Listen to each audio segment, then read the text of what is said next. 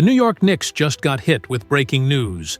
Absolutely shocking news regarding the future of a veteran guard who was expected to be a key part of this roster. We'll break down all the implications, but first, this is exactly why you should stay connected with coverage. When major roster moves happen, you get the information as quickly as possible. If you love following this team and want to stay informed, make sure you're subscribed for all breaking developments. The veteran guard is not going to be part of this roster after all. Major reporting just dropped stating that after 9 NBA seasons, this guard has decided to retire from professional basketball.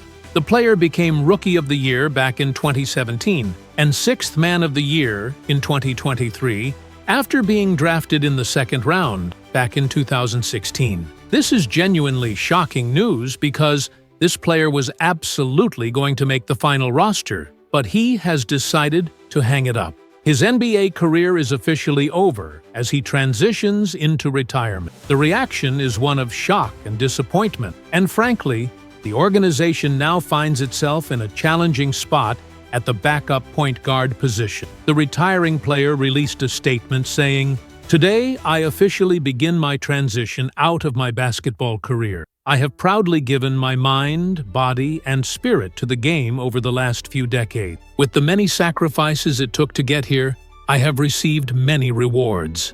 I am deeply grateful to have arrived to this point on my own terms and now be able to reap the benefits of my career with my family and friends. Thank you from the bottom of my heart to all who have had a place in my journey." That statement is powerful and emotional. This is the absolute definition of breaking news that came completely out of nowhere. There was recently marketing material where it appeared this player would be part of the roster, and major reporting indicated he was going to make the regular season roster. So this wasn't a situation where he got wind that he wouldn't make the team and decided to retire rather than be cut.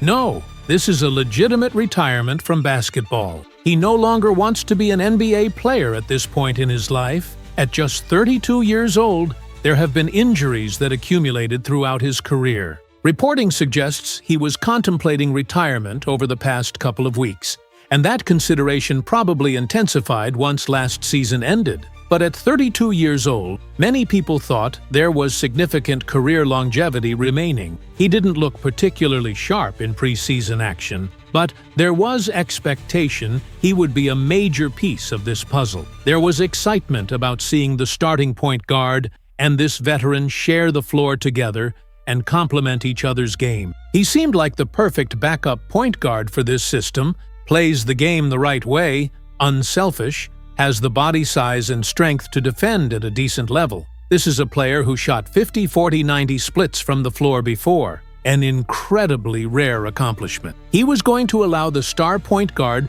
to play off ball at times and operate as a spot-up shooter, which is where that star is statistically one of the best in the entire NBA over recent seasons. This retirement is genuinely disappointing because there had been hope for years that this player would join the organization. It finally happened, and now it's never actually going to materialize on the court. This retirement is going to have a significant ripple effect on the roster construction and rotation plan. This changes a lot for the organization right now heading into the season. The immediate reaction is wondering whether this means certain young players are now safe from being traded, or whether the organization can simply keep other veterans who were competing for roster spots.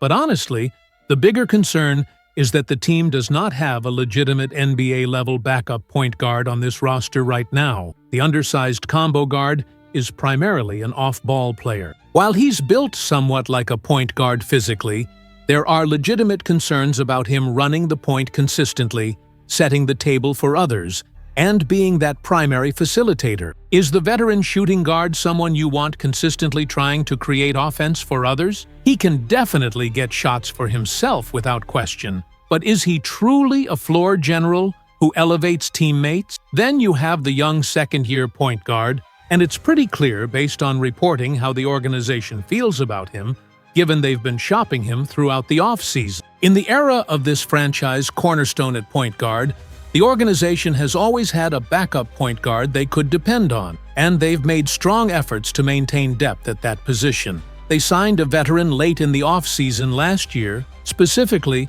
to shore up that spot. There simply isn't confidence right now in the current options to adequately fill that backup role and keep the offense functional when the star sits.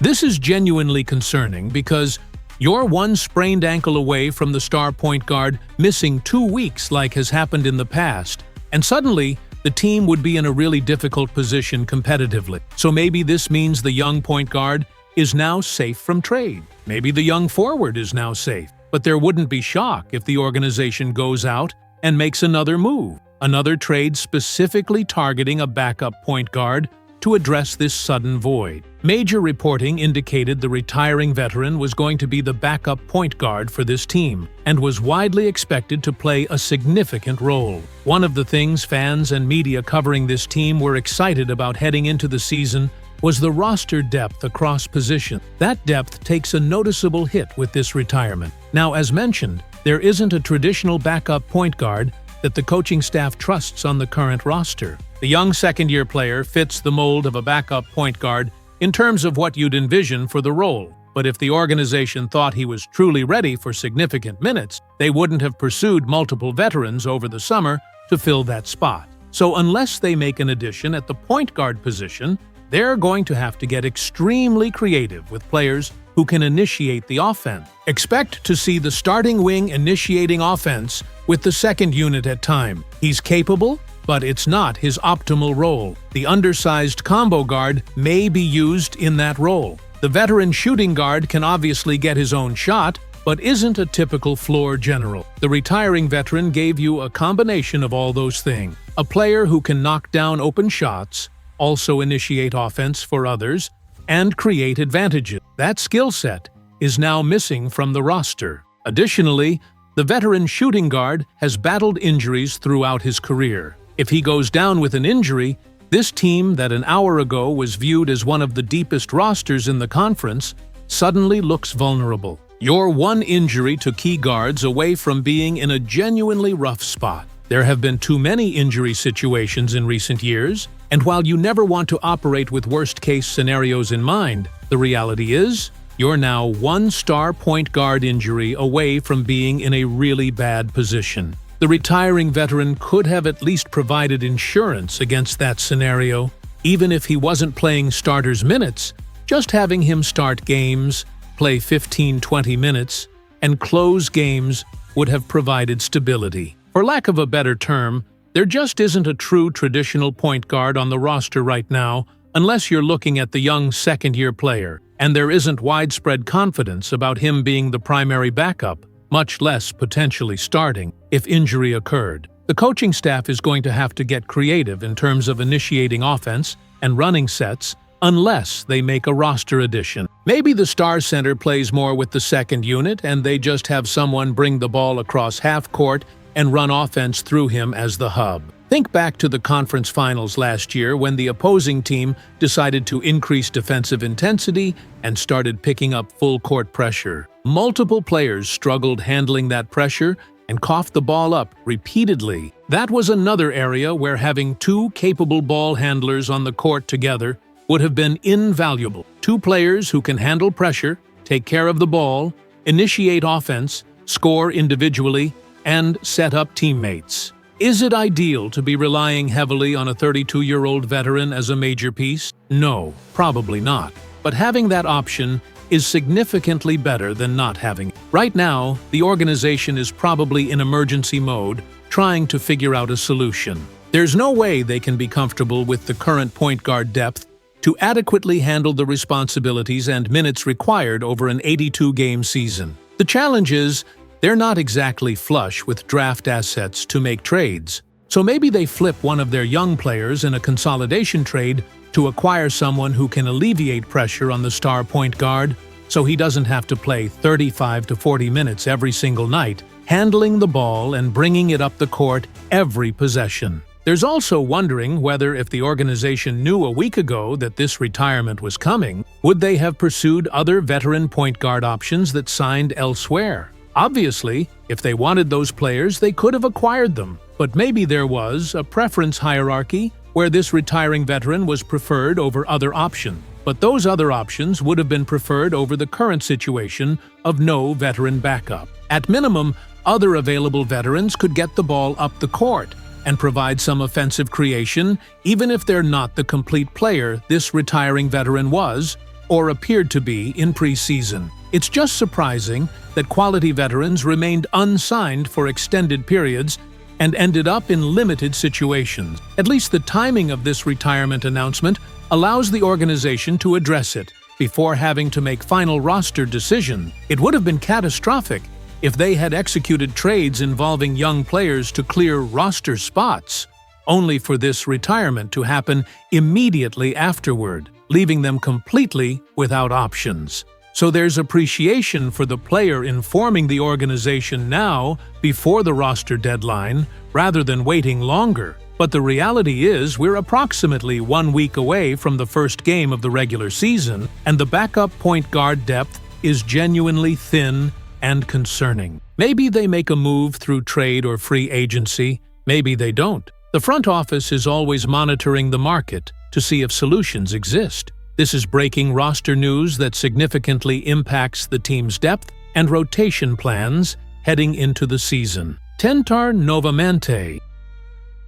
Good luck to the rest of the NBA, because the Knicks and their incredible roster depth under head coach Mike Brown, who is strategically utilizing players in exactly the ways they need to be used, has officially put the entire association on notice. The Knicks are positioned to be one of the absolute best teams in the league this season, based on what we're seeing through these preseason performances. Another major takeaway from last night's game is understanding why, without any doubt, the young center Ariel Hukporti will be receiving consistent playing time with this team throughout the regular season. The way he moves on the court, the way he attacks the glass for rebounds, the way he protects the rim with blocked shots, the way he rolls hard to the basket, creating offensive opportunity. There was this incredible alley-oop play where the veteran point guard threw a perfect pass right to Hukporti, who caught it and slammed it home with authority inside the paint. That spectacular finish is just one example of what this young big man is capable of contributing, but it's only scratching the surface of his overall skill set. He has a soft floater in the lane, he has legitimate back-to-the-basket post moves, and he continues improving and developing at a rapid pace with each game. In his 11 minutes of action that helped drive the comeback victory over the opposing team, Hukporti posted a +15 rating, which was the best on the entire team despite playing limited minutes. Think about that for a second. In just 11 minutes of court time, he was a +15 because he was positively impacting absolutely everything happening on both ends of the floor. He even had a great assist feeding the veteran guard inside for an easy bucket, showing his developing passing vision and basketball IQ. This young player is developing at exactly the right rate and timeline you want to see from a prospect. His stat line shows 5 total rebounds, with 3 of them coming on the offensive glass, 1 blocked shot, and a perfect 1-for-1 shooting from the field. But beyond just the numbers, his development in terms of running the floor in transition, the way he's able to put genuine fear into opposing players and opposing defenses because they know if they challenge him at the rim, he's likely blocking or altering that shot. That's the type of rim protection presence that championship teams need. Recent reporting provided this following update from credible beat writers. The head coach mentioned in the post-game press conference that the team had 23 spray-out possessions during the game tonight, where they attacked the paint and then kicked out to three-point shooters on the perimeter. Getting to the paint and finding open shooters has been a major point of emphasis throughout the preseason under this new coaching staff. The coach also specifically praised the young center and another big man for operating extremely well within the offensive system and understanding their role. Even the head coach praised the young center's performance in those limited 11 minutes. And here's the reality. If you can have that kind of positive impact in just 11 minutes of playing time, you are absolutely going to see regular season minutes and rotation opportunity. The veteran starting center isn't going to be playing back-to-back games this season for load management purposes, and he might have his minutes managed carefully in various other games throughout the year as well. When that happens, The team is going to need another reliable big man in the rotation, and this young center checks every single box you're looking for. Rim protection, rebounding,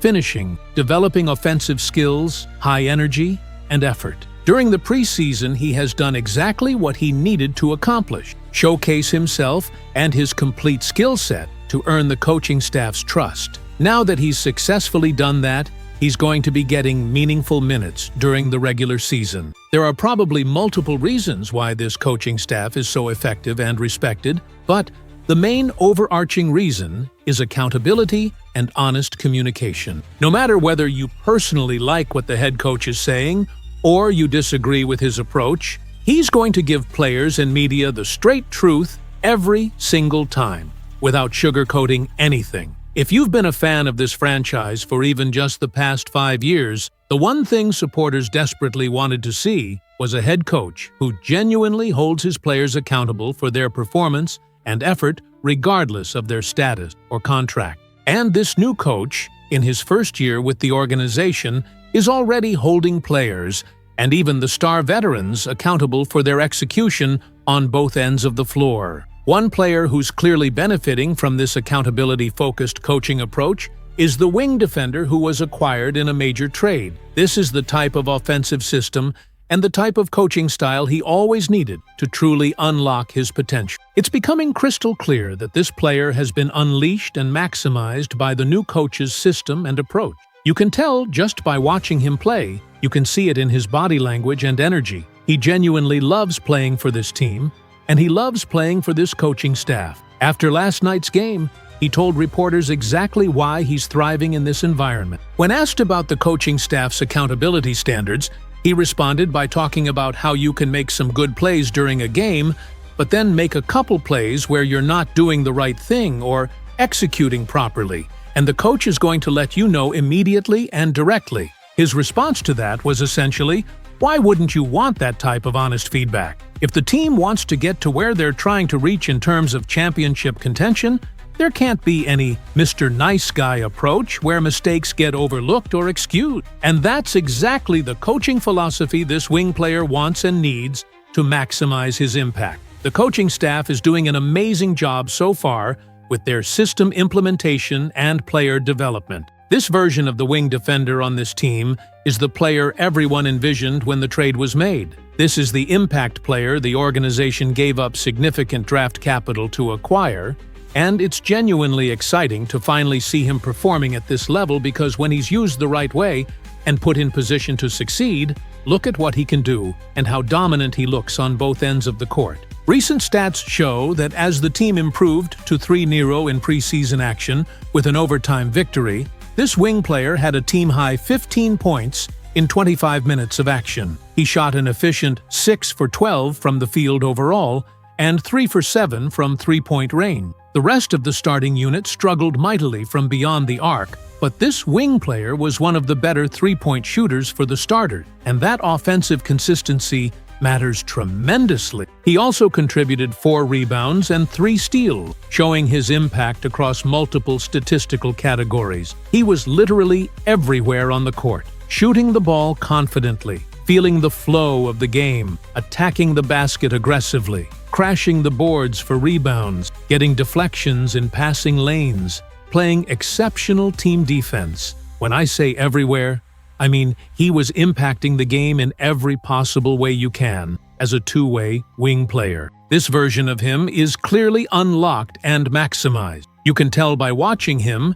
You can see it in how he carries himself. He loves playing for this organization and thriving in this system. Looking at the latest championship odds and projections, they paint an interesting picture of how the conference is viewed heading into the season. The Eastern Conference winner odds show it remains a competitive race at the top. The defending champions from Cleveland are listed at favorable odds around plus 210, but then you have this team right on their heels at plus 380, showing they're viewed as legitimate contenders. Then you have another young talented team further down the list at plus 600, who will definitely be competitive this season. Another team that's improved their odds significantly is listed at plus 900, which is notably better than where they were valued earlier in the off-season. But really, The odds makers and sportsbooks make it pretty clear through these numbers that this is fundamentally a three-team race atop of the conference. The winner of the Eastern Conference is most likely going to be one of those top three teams based on talent, depth, and championship experience. The defending champions have proven time and again in recent years they struggle in the biggest moment despite regular season success. The young, talented team is still developing and probably needs another year or two before they're true championship caliber. But this team is ready right now with their combination of star power, depth, coaching, and championship hunger. We've seen glimpses and flashes of brilliance throughout the preseason, showing what this roster is capable of when everything clicks. And everyone knows that once they put it all together consistently and execute the system at a high level, it's going to be something special to watch. That championship-level execution is exactly what will be needed to navigate through this competitive conference this season, reach the finals, break the decades-long championship drought, and bring a title home to the city where it belongs and where the fan base is desperate to celebrate one again.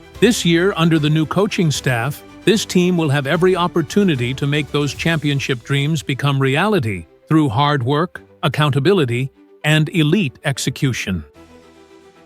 The head coach is already becoming one of the most impressive coaching hires in recent memory, based on how he's approaching player development and accountability. He's already holding players accountable regardless of their status, including the veteran forward who signed this offseason. That forward also recently discussed the new challenges he's facing and his evolving role with the organization, so let's break down all these latest developments and what they mean for the team's identity going forward. The head coach wants to see significantly better defense from the veteran forward, and he's not afraid to communicate that directly. Whether you're a star player or a role player on this roster, the coach will have something to say to you if you make mistakes on the court. That's called accountability, and it's something this fan base has been desperately craving. Everyone saw that recent preseason game where the forward's defensive effort and execution was simply not good enough. The coach didn't run away from addressing it publicly or try to sugarcoat the performance.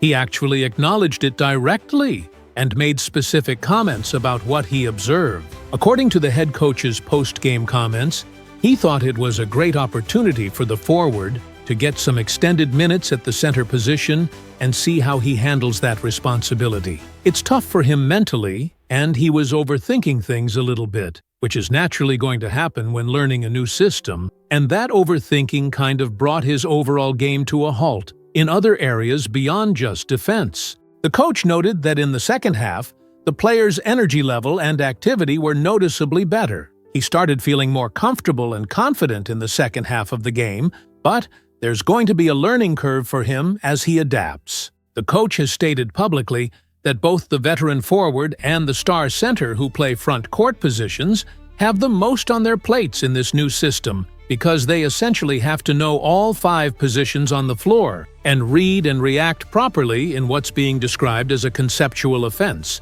rather than a rigid play-calling system. What's impressive about this coach and what you constantly see him do in press conferences is that when he discusses a player's performance, he does it in what could be called a sandwich method. First, he gives you the top layer with some positive reinforcement and praise. Then he addresses the middle section, where he identifies what could genuinely be better and needs improvement. Then he ends it with another compliment or context, stating that it's still a new system everyone is learning and giving them time to develop because not only will they get better, they're going to start truly thriving once everything clicks. Hopefully, that's exactly the case for the veteran forward, because the defense that was on display was simply not acceptable for a team with championship aspirations. It's absolutely clear from watching the tape that this forward can never be the lone big man on the floor in certain matchup situations. If he's on the court, then the coaching staff has to pair him with the star center,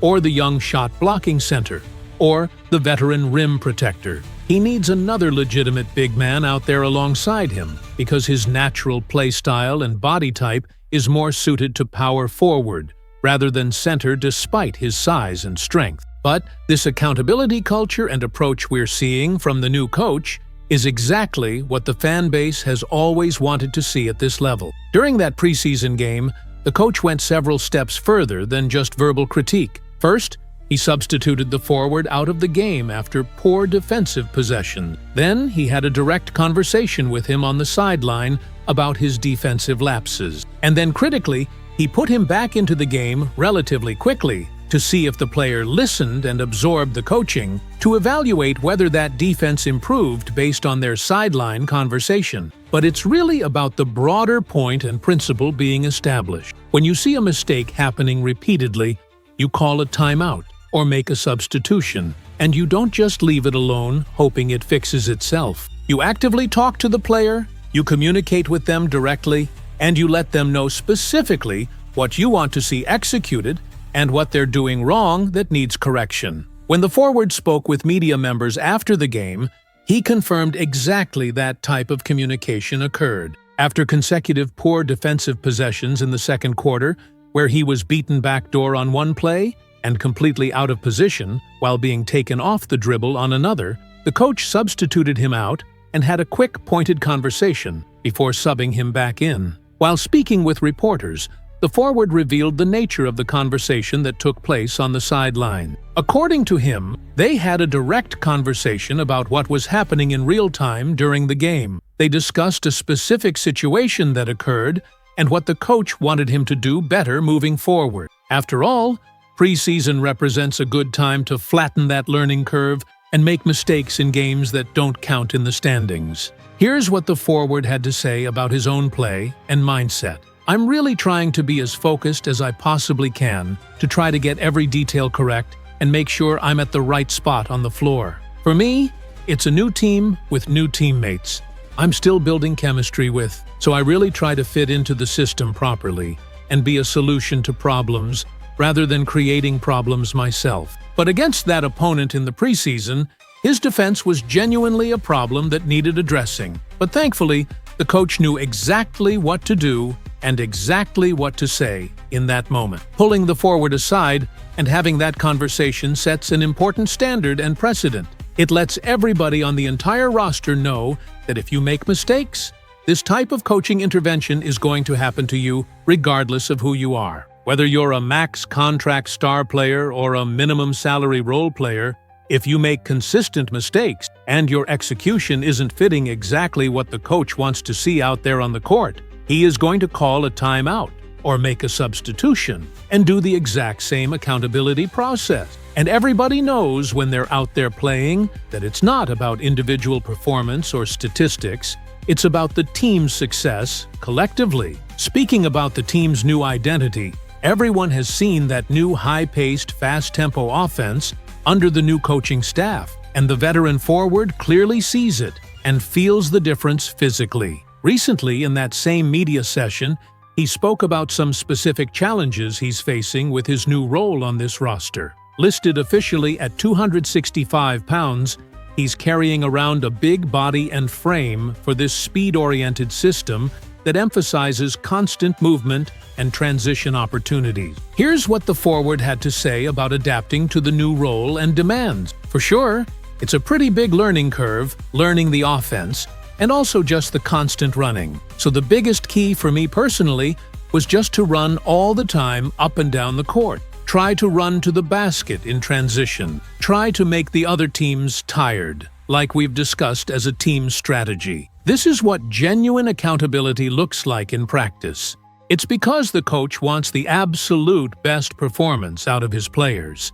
And when you want the best from your players, you hold them accountable for the actions and decisions they make out there on the court. And if they're wrong or making mistakes, you tell them directly that they're wrong, without worrying about potentially hurting feelings. You're not worried about creating locker room issues or turmoil by being honest. It's never about protecting egos or managing personalities. It never was about those things. It's about wins and losses. It's about winning games. It's about getting to the championship round and winning a title. That's what this organization is building toward. It's not about individual accolades or personal statistics anymore. It's about team accolades, winning as a collective unit and pursuing a championship as a complete team. Going back to the veteran forward specifically, The fan base has wanted to see more impact and production from him since he signed, and honestly, he hasn't quite hit that mark yet through the preseason games. And even though he hasn't fully delivered on expectations yet, there's full belief and confidence that he will get there with more time. It's only preseason exhibition games. It's just a few games into his tenure, and even more significantly, he's learning a completely new role and system under a new coaching staff. That type of adjustment doesn't happen overnight or in a couple of weeks. The reason why most of the returning players on the roster don't look like they're struggling in preseason basketball is because of chemistry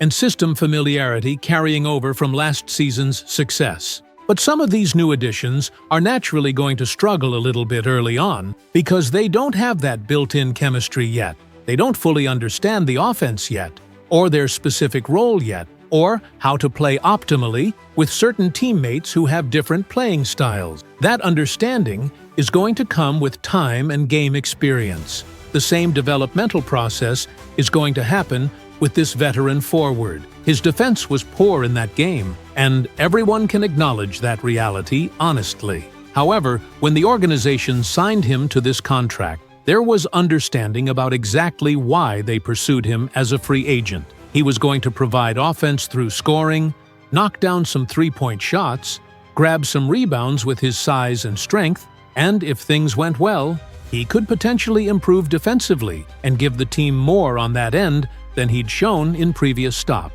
But that defensive improvement was more of a hope and projection rather than a guarantee. Nobody knew exactly if he was going to step up defensively to the level required for championship basketball. It's still early in his tenure, and there's belief he will improve. But the expectations need to be realistic and grounded. He's not going to suddenly become an elite rim protector or defensive anchor. But there's also understanding that when you play around very good defenders every day in practice and games, just by being in that environment and competing against high-level defensive players, you yourself naturally become a better defender through osmosis and competition. So that level of defensive development is expected from him over the course of the season. But he shouldn't be criticized too harshly because even the coach isn't destroying him publicly. Yes, the coach pulled him aside and spoke directly to him about his defensive lapses. And yes, the forward himself admitted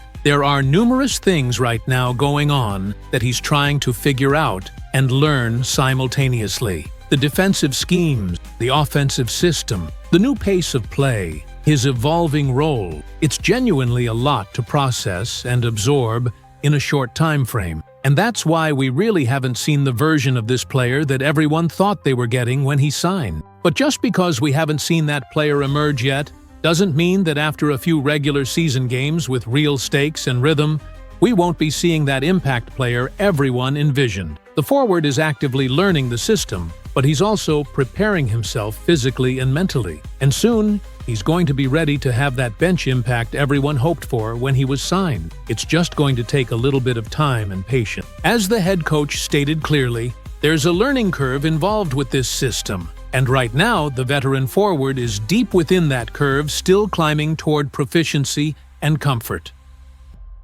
Time is rapidly ticking for the front office and decision-makers with the New York Knicks to make a critical final roster decision. And we're going to break down all the implications and possibilities on today's breakdown. But when the organization does make their move and figures out definitively who is going to be on this roster for opening night, we'll get you coverage of that news as soon as possible with all the details and analysis you need. Recent reporting indicates that Saturday represents a crucial deadline for NBA teams. As it's the final day, organizations can waive a player on a non-guaranteed contract without incurring a salary cap charge that would impact their financial flexibility. Veterans, including a backup point guard, a shooting specialist, and a three-point sniper, are among the players on non-guaranteed deals with the franchise. The club currently has one open roster spot available under the salary cap restrictions they're operating under. So what does this deadline actually mean for the Knicks specifically? The organization has until Saturday to decide definitively who is going to be on this roster for the regular season. As we understand the situation, they are positioned just far enough under the second apron threshold where they're hard-capped to sign one player to a veteran minimum contract without exceeding that limit. The candidates most likely to receive that final roster spot are the veteran backup point guard, the shooting specialist wing, and the three-point sniper. But as we've documented extensively through various reports and insider information, we're hearing the front office wants to keep two of these three veterans rather than just one. So how would they accomplish that logistically? They would need to execute a trade where they move two players for one in return, or they trade a player for a future draft pick. Essentially, they need a consolidation trade that opens up another roster spot and creates a bit more salary cap room to where you could potentially sign two of these veterans to minimum deal. So let's say, for instance, the organization wants to keep the veteran point guard and the three-point sniper, or the point guard and the shooting specialist. They're going to have to say goodbye to somebody currently on the roster to make the mathematics work. And most people analyzing this situation believe you're looking at some of the younger players as the most likely candidates that could be moved in trade. Two players who have been discussed extensively as potential trade candidates include the second-year French forward, who was a first-round pick, and the second-year point guard, who was also drafted recently. And there continues to be persistent chatter around the valuable rotation guard and whether he could potentially be included in a trade package. Look, most observers don't really think trading the rotation guard is all that likely given his value to the team, but there is a legitimate pathway and reasoning for why the organization could potentially consider that option. Recent reporting from credible beat writers stated it's hardly been a secret around the league that the front office is both taking and making phone calls, trying to open up a roster spot to keep two of the three veterans. The second-year point guard and second-year forward are the preferred names being shopped to other teams. However, the reporting also adds that the rotation guard could potentially be on the move as well. That guard could have a huge role with the team this season, but he also could net the biggest return in any trade scenario. When you discuss a potential trade involving the rotation guard, it's complicated, and there are multiple layers to consider, and it takes some nuance to fully understand. But here's the bottom line. Hopefully, the organization does not deal this player. He's going to likely break out this year after already establishing himself as a very solid and valuable winning piece for any organization. He's positioned to become a different level player this season under the new coaching staff. He's looked excellent in preseason action and reportedly has been working obsessively in the gym all summer long, improving his game. With the way the roster is currently constructed with high-priced players right at that second apron threshold, the team desperately needs cheap contributors on affordable contracts. And this rotation guard is under contract this year and next year for under $5 million per season, which is incredible value. He's a player the organization should be trying to hold on to at all costs. But there's also understanding that you could potentially package the second-year point guard and the rotation guard together for one player and get a better return than just moving one of the younger players alone. So there's merit to both sides of this debate. But the preference should be keeping the rotation guard at all costs if possible. If you're keeping that guard, that means the second-year point guard becomes a name that could realistically be traded. And he actually had a pretty impressive game recently in preseason action, albeit against a rebuilding opponent. He played better than many expected and displayed a different style of basketball game than people thought he was capable of executing. Many evaluators don't view him primarily as a scorer, and that represents a potential problem for his NBA viability. He hasn't consistently beaten defenders off the dribble, and he hasn't shown the ability to be a knockdown shooter from three-point range. But in this recent game, he was efficient from inside the arc. He was getting to the rim. He was creating his own shot opportunities. And everyone knows he's an extremely gifted passer who sees the court exceptionally well, as evidenced by 6 assists to 0 turnovers in that performance. That's the type of production you want to see. He also had a steal and posted a +23 rating when he was on the court. If the organization is going to trade this point guard, they have to ask themselves several critical questions. Is he an NBA-caliber player long-term? That's tough to definitively determine after just 1 year. There are legitimate concerns about whether he's an NBA-level athlete, whether he's too undersized, and whether he can defend even at a below-average level. Those questions haven't really been answered conclusively yet. Then you have to consider what his role on this team would be going forward if he stays. The first thing that comes to mind is backup point guard,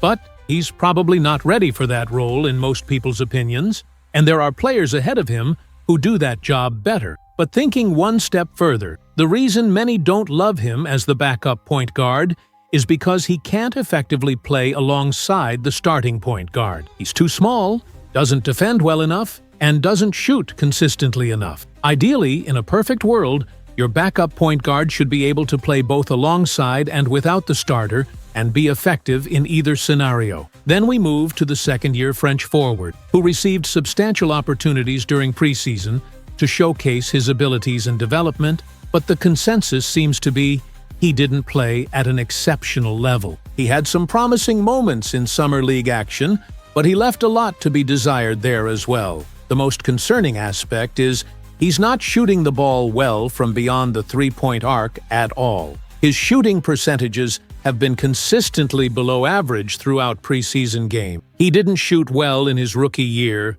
and he didn't shoot particularly well in summer league either. There were reports this summer from credible beat writers that people inside the organization love his shooting numbers and mechanics during practice sessions. Hopefully one day that practice performance translates into actual game action, but right now, it's not really showing up when the lights are on. He is built like an NBA player with good size and length. He does have NBA-level athleticism, runs the court well in transition, and is a good cutter who plays with high basketball IQ. He's flashed some defensive versatility and potential as well, and he's still extremely young, at only 20 years old, having been in the NBA for just 1 season. The point guard has also only been in the NBA for 1 year, but he's a more seasoned player overall, having spent extensive time in college basketball developing his game. The likelihood is that one of these players, if not potentially both, gets traded by this weekend's deadline. So here's the question. If you could only keep one of these young players on the team going forward, which one would you choose? The preference leans toward holding on to the French forward for several different reasons. There are legitimate concerns about who the point guard is going to become long-term and what his ceiling actually is. There are questions about whether the backup point guard role should be filled by someone who can only play 10-12 minutes per game without the starter on the floor. The forward has significantly more room for growth and development potential. There's uncertainty about how much better the point guard is going to get from where he is now. The forward is 20 years old, while the point guard is 24 years old. They're both second-year professionals, but there's a pretty sizable age gap that matters for development timelines. The organization liked the forward enough to select him in the first round of the draft. So you have a 20-year-old player who was a first-round selection who fits the physical prototype of an NBA wing better than an undersized point guard. The preference would be keeping both players, but it seems like the decision-makers want to move on from one of these guys to roster the veteran specialists and shooting guard. Going back to the roster construction, another concern with the point guard is whether he's going to play meaningful minutes at all this season. The starter is obviously getting the bulk of minutes at point guard, and then you have other guards who can handle those backup duty. The veteran point guard, if he makes the team, will be another option. The rotation guard can play emergency point guard as well. So there's not really a clear defined role on this roster for the young point guard right now. One of the positions where the organization is lightest on depth is backup wing. You have starters at the 2 and 3 positions, but then you don't really have a true backup wing with size. One rotation player is undersized for that position, and while he's versatile and valuable, if your only backup wing option is that undersized, you're a smaller team overall. That's where the French forward could potentially provide value by sliding into that backup wing role. It's probably not the ideal scenario if he's playing significant minutes this year, but there's just more of a positional need for him on this roster. But what's arguably more important than positional fit is considering who has more trade value around the league to help maximize any return. The organization is going to want at least something tangible back in any trade, whether it's a second-round pick or a pick swap or similar compensation. And if it's purely about getting the best return possible, trading the rotation guard would yield the most. But you can accomplish multiple goals simultaneously by trading away one of the younger players and getting whatever return is possible. The rotation guard is arguably the most valuable bench asset on the entire roster, and there's disagreement with the idea of moving him just to keep veterans on minimum contract. But it seems like that might be the direction things are headed, based on the reporting. Hopefully it's not the rotation guard who gets moved, and instead, it's one of the younger players. The decision also depends on future planning. If the organization is positioning itself to pursue an elite superstar down the line, what does that team want in return? Do they want draft capital? Are they interested in young prospects like these second-year players that you might want to include in a larger package? The challenge with keeping all the veterans is whether they'll even play meaningful minutes this year. There are only so many guard minutes to distribute, with the starter playing 30-plus minutes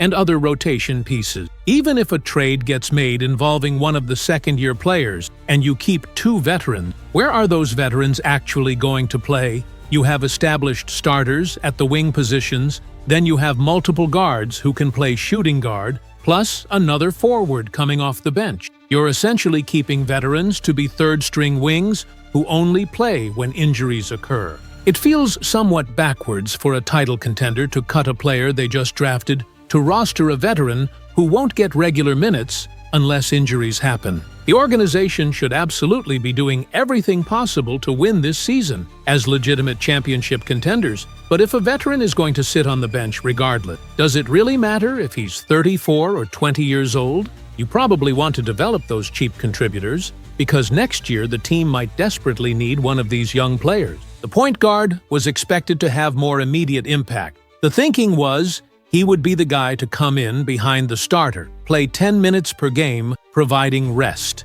The fact that he couldn't crack the rotation and looks on the outside now raises questions about what he'll ever become. The preference would probably be moving the point guard despite appreciating his game and passing ability. Wings are extremely valuable positionally, and when you look at the high-priced players on this roster, having a cheap wing option is always beneficial. There was excitement when the point guard was drafted because he seemed closer to his ceiling as a ready-to-contribute player who would be a natural fit. But when you can't play effectively alongside the team's best player, that creates problems. Ideally, the organization wants that star playing off the ball more, and they need someone who can play both guard positions in the backup role. We're discussing roster spots 14 and 15, so it's not the end of the world regardless of what happens. But it's still an interesting decision nonetheless, and a move needs to be made by this weekend. The deadline is Saturday, and the rotation guard could potentially be traded,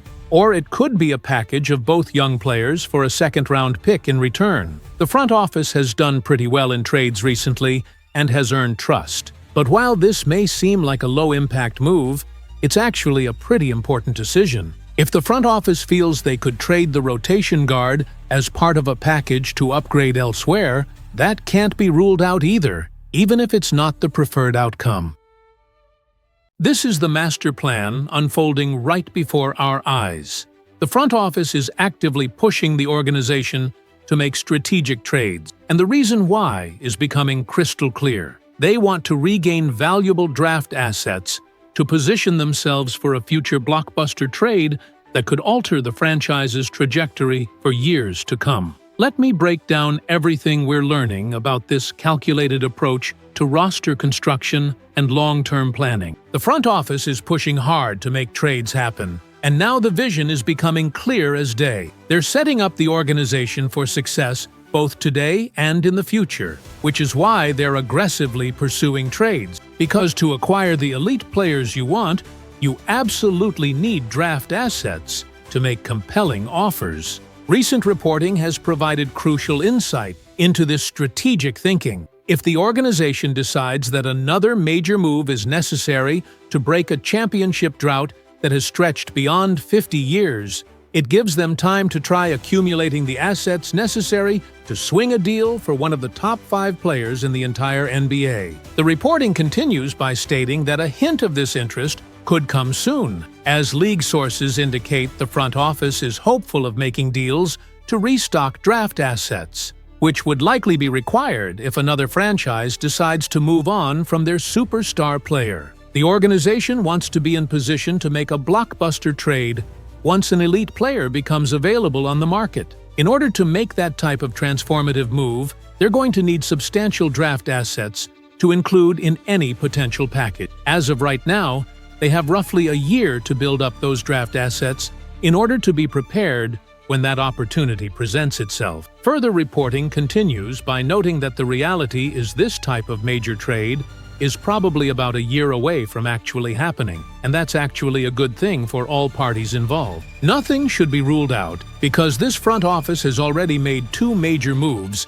as they seem set on an upward trajectory, swinging a significant trade for a star center a year ago and then making a coaching change days after last season ended in the conference finals. But pushing any major decision to the future gives other franchises a chance to evaluate their situations while also giving this organization a chance to see how the latest incarnation of their roster works with their new head coach. So we know trades will be made. We understand why trades will be made. And now we know approximately when trades will be made, likely in the summer of 2026. What we don't know yet is which specific players will be moved to make these deals and acquire that valuable draft compensation. Based on new reporting, it appears the organization will be making these trades at different strategic points, rather than all at once. The reporting continues by noting this matches up with the organization's interest in moving one of their contracts to free up space to keep 2 veterans in training camp on non-guaranteed contracts, with multiple players competing for those final roster spots. They could move one of the young players and free up space under the second apron, but if they really want to get meaningful assets back in return, they would need to move a player of higher caliber. Something very interesting to mention here is that trades will likely be made at different strategic points throughout the timeline. Trades will need to be made before the season starts in order to add 2 veteran players to the roster. The most likely veterans to be added are a shooting guard and a backup point guard, and the most likely initial trade involves moving one of the young rookies. Why that particular player? Out of all the young players on the roster, this rookie has the most value to other teams around the league. And what does that mean? It means if they trade him, they can potentially get more draft picks back in return. Exactly what they want anyway. So that's why this particular player is likely the first trade candidate,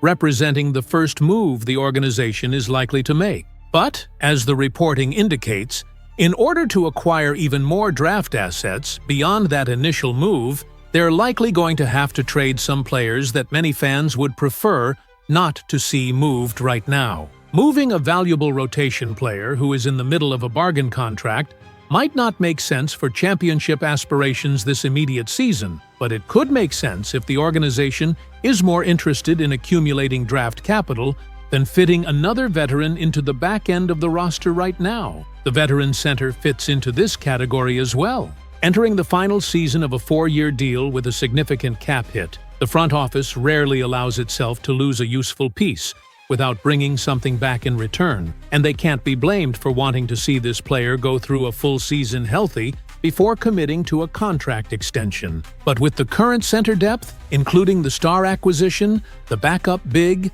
and the young developing center, they have enough positional depth to potentially make up for moving the rebounding and defensive presence of the veteran center. So while any pursuit of an elite superstar is still in the future, hints of the organization's intentions could come very soon in terms of making strategic trade. The unfortunate reality that many fans don't want to discuss is that not every single player on this roster can be kept long-term. Many would love to keep certain players for the rest of their careers, but the honest truth is that each and every year, if these players have breakout seasons or continue improving or are entering contract years and perform well, they're going to want to be paid adequately and fairly. And at this point, The organization can only pay so many players and can only retain so many pieces on the roster. At some point, whether it be right now, at the end of this season, in 2 years, or whenever, roster decisions will have to be made,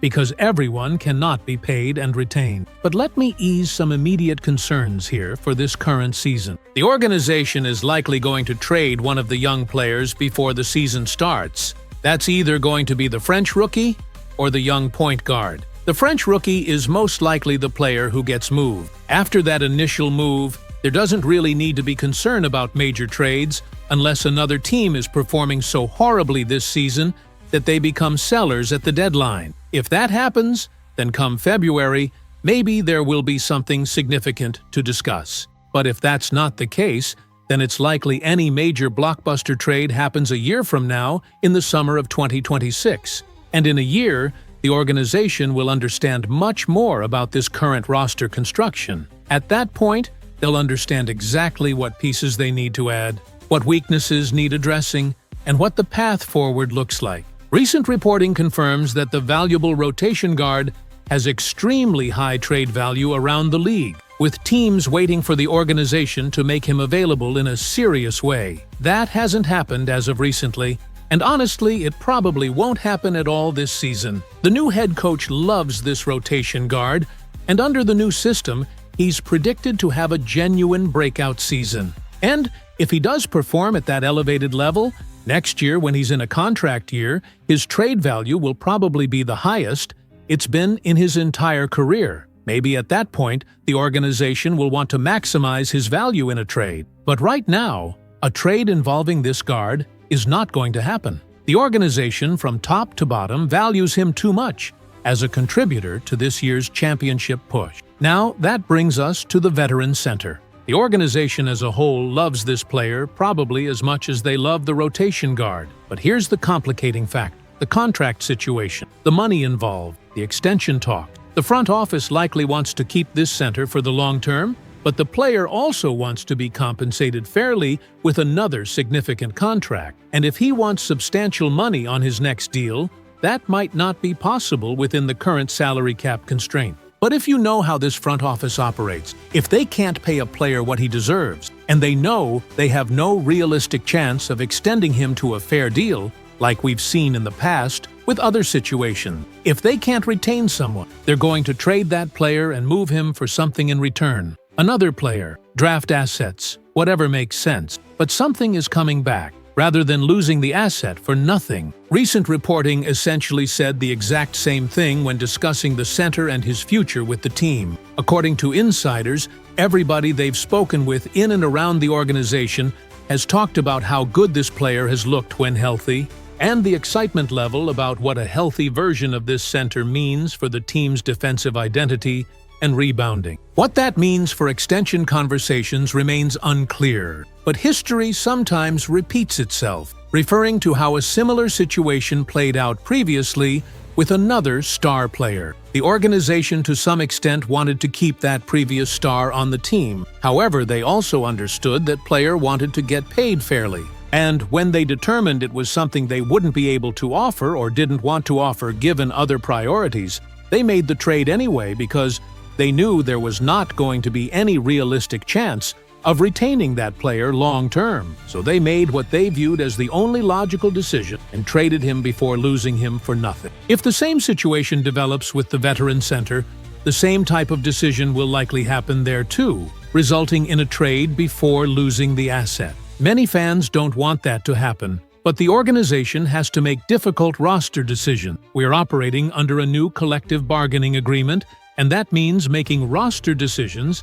that affect the salary cap in complex ways. Because of these restrictions, not everybody can be kept, and not everybody can be paid what they deserve. Some difficult sacrifices have to be made if the goal is keeping the core roster competitive and intact for sustained championship contention. And if you ever wonder why the organization is looking to make strategic trades, it's because the championship odds that show this team as one of the favorites to win it all. Those are the types of odds that the front office wants to maintain season after season after season. Current championship odds have this team in strong position as legitimate title contenders. And maintaining that level of competitiveness year after year requires difficult decisions and forward-thinking asset management. Whether the organization ultimately pulls the trigger on a future blockbuster trade for an elite superstar or not, they clearly want to give themselves the opportunity and flexibility to pursue that option when and if it becomes available.